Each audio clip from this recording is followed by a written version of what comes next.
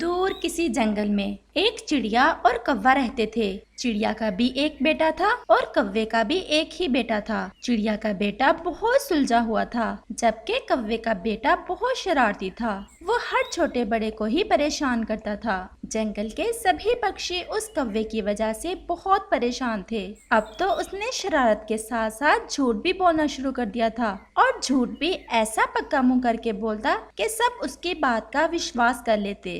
ऐसे ही एक दिन उसे बैठे हुए एक शरारत सूझती है। वो एक अमरूद लेता है और उसके अंदर कंकर भर लेता है और उसे लेकर तोते की तरफ जाता है। तोते अंकल, ये अमरूद मुझे जुजू ने दिया है।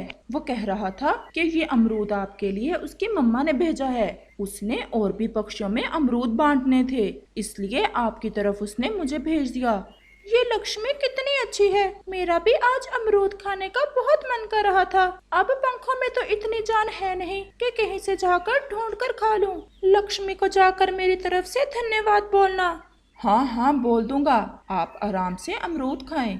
ऐसा कहकर जग्गू वहां से चला जाता है और जाकर एक पेड़ के पीछे छुपकर बैठ जाता है। जैसे ही वो तोता अमरूद खाता है, उसकी चोंच सख्त कंकर के साथ टकराती है और उसकी चोंच घायल हो जाती है। वो तोता तो बेचारा तड़प कर रह जाता है।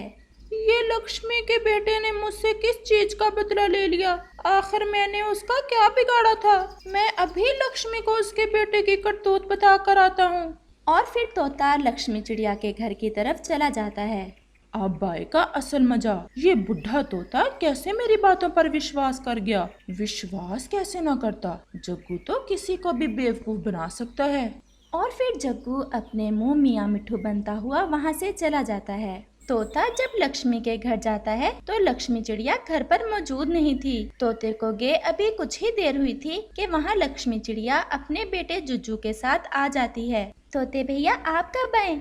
लक्ष्मी, पहले अपने इस बेटे से पूछो कि आखिर मैंने इसका क्या बिगाड़ा था। इसका और मेरा क्या मजाक बनता है? तोते भैया, क्या किया जुज्जू ने?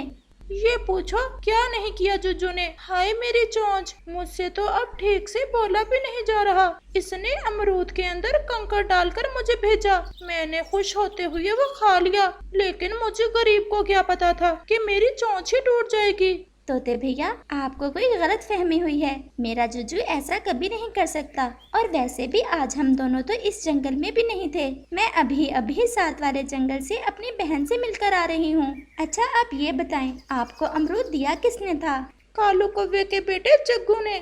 तोते भैया, शायद आप जग्गू को ठीक से जानते नहीं हैं। वो कितना बड़ा शैतान है। उसने आपको बेवकूफ बनाया है और आप बन भी गए। अगर आपको मेरी बात पर विश्वास नहीं है तो आप कबूतर से पूछ सकते हैं। वो भी हमारे साथ ही दूसरे जंगल गया था।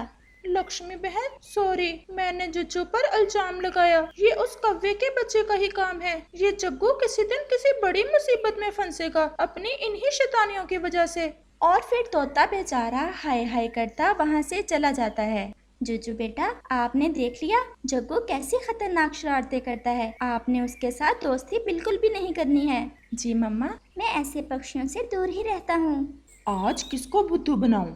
ऐसा करता हूँ, आज उस जुज्जू के बच्चे को मजा सिखाता हूँ। बड़ा बनता है खुद में। जब भी मैं उससे खेलने जाता हूँ तो मुझसे दूर भाग जाता है। लेकिन मैं उसके साथ करूँ तो क्या करूँ? हाँ, ये ठीक रहेगा। और फिर जग्गू जुज्जू के घर की तरफ चला जाता है। जुज्जू घर में अकेला ही था। उसकी मम्मा भोजन की खोज में गई हुई थी। जुज्जू यार, जल्दी चलो, तुम्हारी मम्मा बहुत घायल हो गई है। कहाँ है मेरी मम्मा? वो पहाड़ों पर हैं, वहाँ ही उनके पत्थर लगा है। जुज्जू, वो बहुत तकलीफ में है। वो बस तुम्हारा नाम ही लिए जा रही है। जुज्जू अपनी माँ के बारे में ये सब सुनकर बहुत घबरा जाता है और वो जग्गू के साथ पहाड़ों की तरफ चला जाता है। वो बहुत तेज उड़ते हैं और जल्द ही पहाड़ों पर पहुँच जाते हैं। कहाँ है मेरी मम्मा? अभी तो इधर ही थी। मैं पहाड़ की दूसरी दिशा में देख कर आता हूँ, तुम यहीं ठहरो। और फिर जग्गू जुज्जू को वहाँ अकेला छोड़कर वापस आ जाता है। ये जग्गू अभी तक आया क्यों नहीं? कहीं जग्गू ने मेरे साथ झूठ तो नहीं बोला? अगर ऐसा हुआ तो मैं अपने घर वापस कैसे जाऊंगा? मुझे तो अपने घर की दिशा का भी अच्छे से नहीं पता। जूजू ऐसा सोचकर बहुत परेशान हो रहा था। वो वहीं एक चट्टान के साथ लगकर बैठ जाता है। दूसरी तरफ लक्ष्मी चिड़िया जब भोजन की खोज करके वापस अपने घर आती है तो अपने बेटे को घोंसले में ना पाकर बहुत परेशान हो जाती है। ये जूजू कहाँ चला गया? मेरा बेटा पहले तो कभी ऐसे घोंसले से बाहर अकेला नहीं गया, फिर आज कैसे चला गया? भगवान करे सब ठीक हो। फिर लक्ष्मी चिड़िया अपने बेटे को ढूंढने घोंसले से निकल पड़ती है। दूसरी तरफ जुज्जू के पास एक चील आती है। जुज्जू चील को देखकर बहुत डर जाता है। डरो नहीं बेटा, मैं मांस नहीं खाती। तुम यहाँ इतने खतरनाक इलाके में क्या कर रहे हो? और फिर जुज्जू डरते डरते चील को जग्गू के बारे में सब बताता है। मुझे लगता है कि ये वही छोटा कौवा है जिसने मेरी बूढ़ी चील माँ को उल्लू बनाया था। मेरी माँ को आंखों से ठीक से नजर नहीं आता। मेरी माँ ने जग्गू से दिशा का पूछा तो उसने गलत दिशा में भेज दिया। मेरी बूढ़ी माँ सारा दिन जंगल में भटकती फिरती रही। वो तो मेरे पति ने मेरी माँ को देख लिया और वो उसे घर ले आया। अब तो उस जग्गू के बच्चे को सबक सिखाना ही पड़ेगा। तुम चलो मेरे साथ, मैं तुम्हें तुम्हारे घर छोड़ दूं और उस जग्गू कौवे को सबक भी सिखा दूं। और फिर चील जुज्जू को अपने साथ लेकर जंगल की तरफ चली जाती है। लक्ष्मी चिड़िया भी अपने बेटे को ढूंढ रही थी। जुज्जू की नजर अपनी मम्मा पर पड़ती है। चील आंटी, वो रही मेरी मम्मा। और वो दोनों लक्ष्मी चिड़िया के पास चले जाते हैं। लक्ष्मी जुज्जू को चील के साथ देखकर परेशान हो जाती है। जुज्जू, तुम कहाँ चले गए थे? चिड़िया बहन, इसमें जुज्जू का कोई कसूर नहीं है। और फिर चील चिड़िया को सारी बात बताती है। चील दीदी, आपका बहुत बहुत धन्यवाद जो आप मेरे बेटे को यहाँ ले आई। अगर कोई और चील होती तो वो तो मेरे बेटे को अब तक खा जाती। चिड़िया, तुम्हें धन्यवाद बोलने की कोई जरूरत नहीं है। मैं भी एक माँ हूँ और जब से मेरा बेटा मुझसे जुदा हुआ है मैंने खुद को बहुत बदल लिया है। लेकिन अब जग्गू को सबक सिखाना बहुत जरूरी हो गया है। तुम मुझे बस इतना बता दो, वो शैतान कौवा रहता कहाँ है?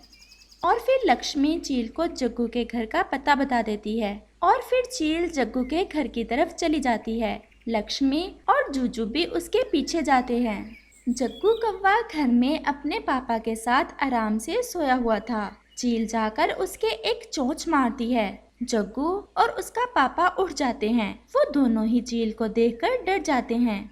चल भी जग्गू, तुझे पहाड़ों की सैर करवा कर लाऊं, जैसे तुम जुज्जू को करवाने गए थे। चील आंटी, मैं नहीं जाऊंगा आपके साथ। जाना तो तुझे पड़ेगा ही। सीधी तरह चलता है कि लगाऊं दो चार। चील बहन, क्या हुआ? आप मेरे बेटे को माफ कर दें। माफी मुझसे नहीं बल्कि इस चिड़िया से मांगो जिसे ये आज इतना बड़ा दुख देने वाला था। जग्गू की तो कुछ समझ नहीं आ रहा था कि वो अब क्या करे। वो लक्ष्मी चिड़िया के पास जाता है।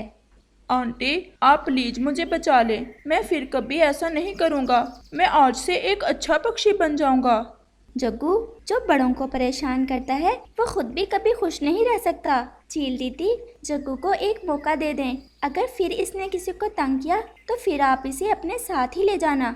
लक्ष्मी, तुम्हारे कहने पर मैं इसे एक मौका दे रही हूँ, नहीं तो आज मुझे भूख बहुत ज्यादा लगी हुई थी। लेकिन फिर अगर इसने किसी को तंग किया तो मुझे बता देना, फिर देखना तुम मैं इसका कैसा इलाज करती। नहीं चील आंटी, मैं अब फिर कभी किसी को तंग नहीं करूँगा।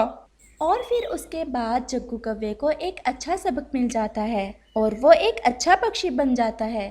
प्यारे दोस्तों, अगर आपको ये कहानी अच्छी लगी हो तो हमें कमेंट करके जरूर बताना और इसे अपने दोस्तों के साथ शेयर और चैनल को सब्सक्राइब भी जरूर करना।